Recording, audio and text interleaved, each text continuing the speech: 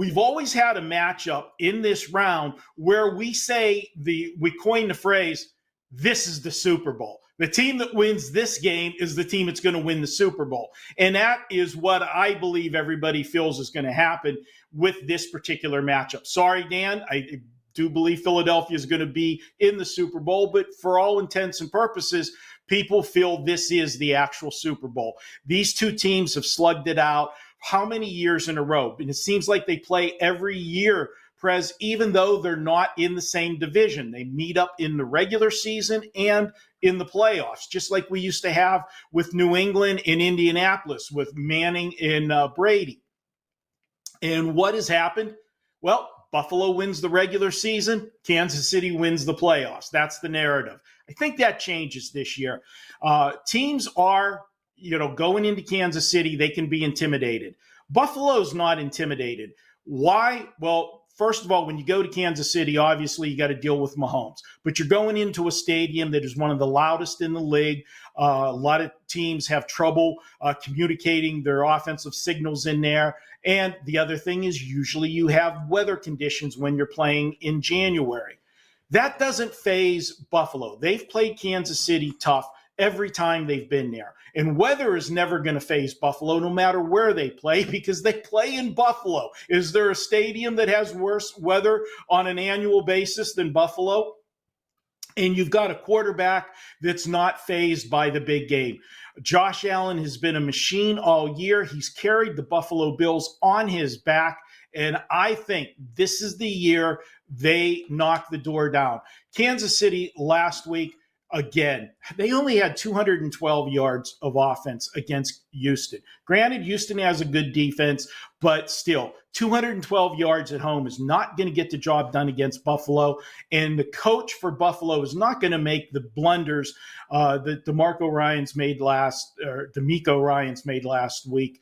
That call in the fourth quarter, Prez, 9 minutes left in the game, just over midfield. It's 4th and 10. In an 8-point game, Shocking. A one-possession game. How you go for that and not punt them deep is just absolutely idiotic, in my opinion.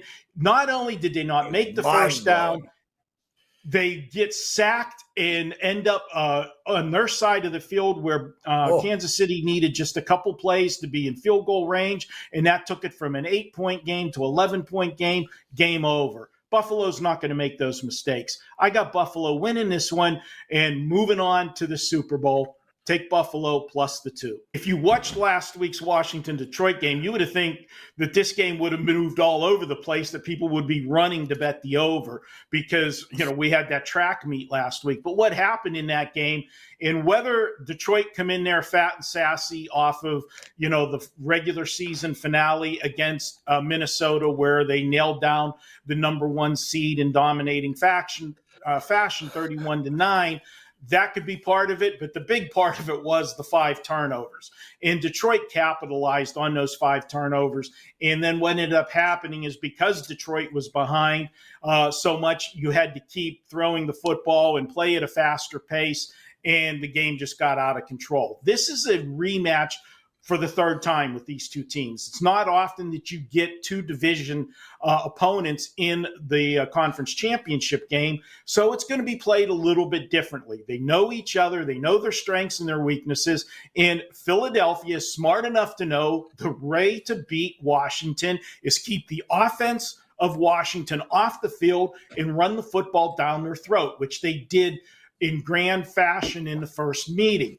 In the second meeting, it was a higher scoring game. Why? Because Washington was the team that had 5 turnovers and fell behind and had to rally and keep throwing the football. I think you're going to see a lower scoring game in this one, but where I really think you're going to see the lower scoring is in the first half. Jayden Daniels, give him his praise. He's done everything asked of him as a rookie, but you still got to remember this is a rookie.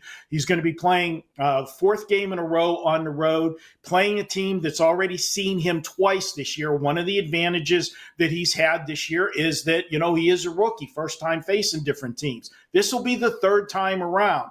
We always say in baseball, I talk about I like rookie pitchers at the beginning of the season because people don't know them. As you see them more, you get more used to how to defend them and how to hit them, so forth. Same's going to happen with Daniels. But Philadelphia has Barkley in the backfield. He is the best runner on the planet at the moment, and Philadelphia will utilize him in this game as they did in the first meeting. And I think you're going to see a conservative game plan from Washington early in this game, not to make a mistake, and that's going to lead to an under in the first half. I like under 23.5 first half wager in this Philadelphia-Washington game. Purdue is a team, Prez, I believe is getting better as the season progresses. And the reason for that is this is a team, it was a rebuilding season for them. We know the success they had last year, and they've been tinkering with different starting lineups. They've only had 3 players start all 20 games this year.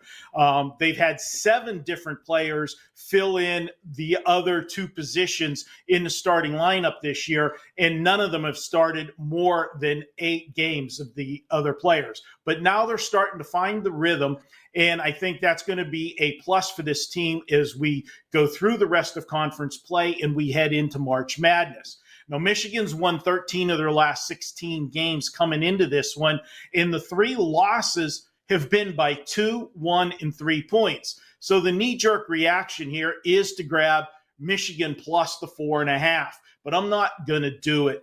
And especially you look at Purdue's last game, they returned home as a 10-point favorite against Ohio State and lost outright 73-70. I think everybody's going to want to run to the window and bet Michigan. I'm dismissing that loss by Purdue, and here's why. It was the perfect sandwich spot against Purdue. They were returning home after going out to Oregon and winning on the road in Oregon. You know the success Oregon has had in college basketball over the last several years, and that was the first trip to Oregon in conference play. As you know, Oregon moving to the Big Ten this year.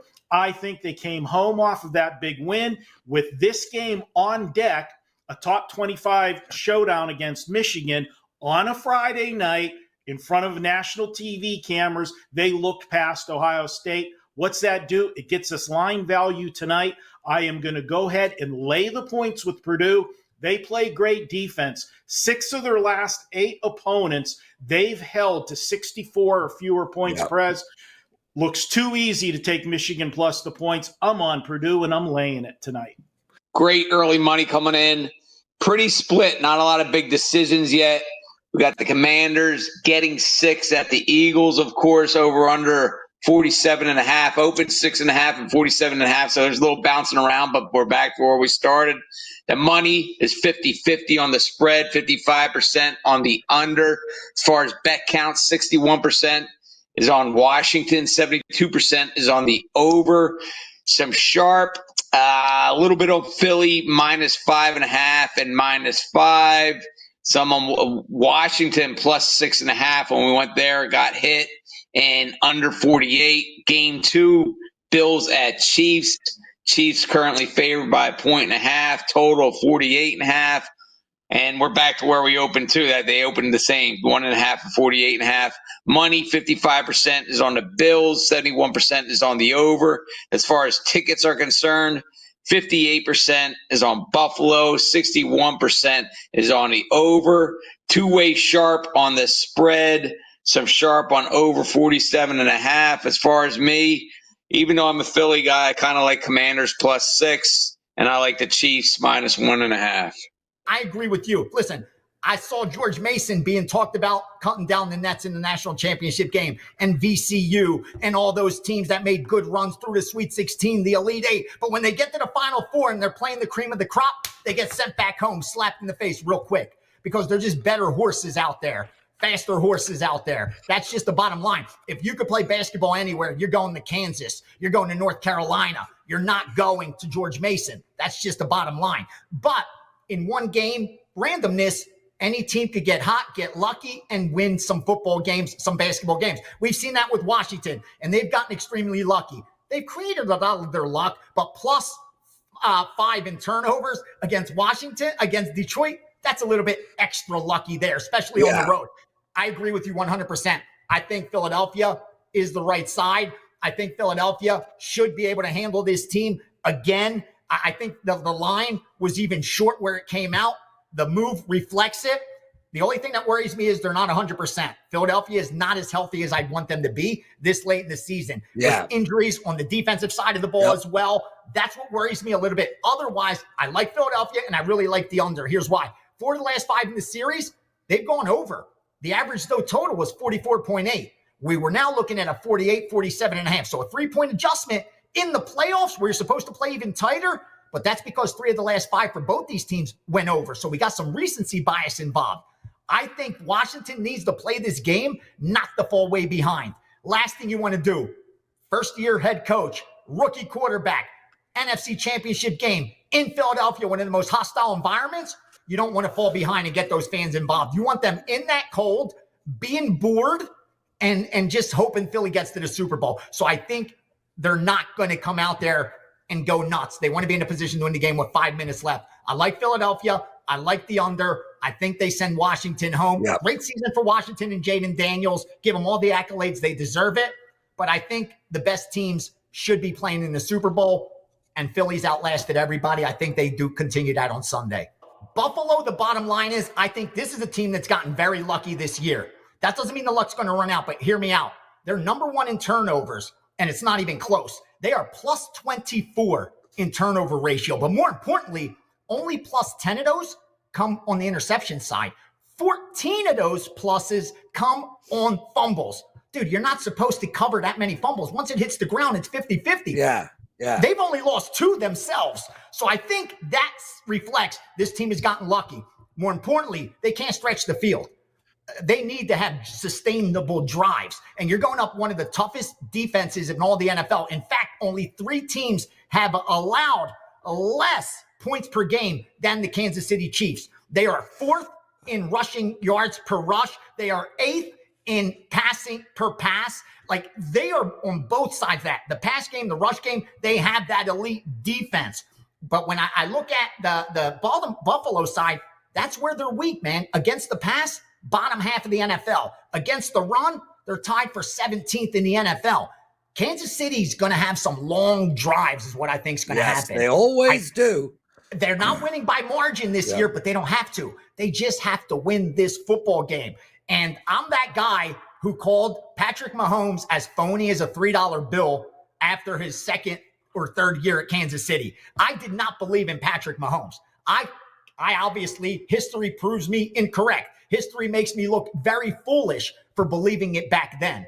I'm willing to check my ego at the door and believe that somehow, some way, this guy finds a way to win when it matters most. This team wins at home. They have one of the strongest home field advantages there are, especially in the playoffs, and it's very hard to fade them, man. I understand the teaser on Buffalo.